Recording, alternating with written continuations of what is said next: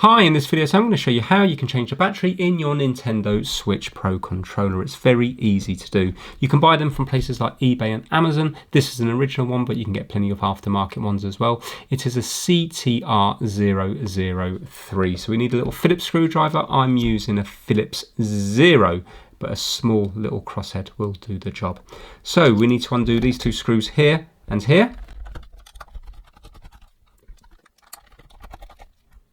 And then these will slide out like so towards the bottom. You can see there's a little groove they slide out from. And then turn it over and you will see that we have 4 screws. We need to undo there, there, there, and there. So these are little silver ones. Now once those 4 screws are out, we have to pull away from here and also here. And you will see that the whole thing will come off. This is the battery here. We just need to get our nail under this bit on the left hand side and take it out.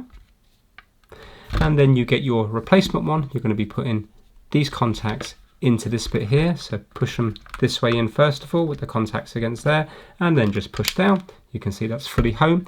And then we're just going to clip this back on. We need to do up the 4 screws.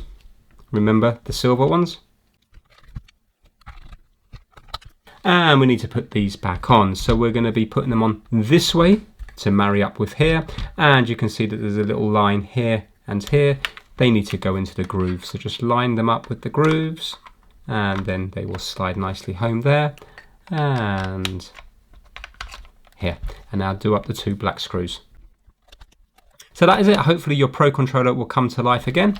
If we charge it up, you should see that we have a little charging light up the top here, and you can recycle your old battery safely. Thanks for watching.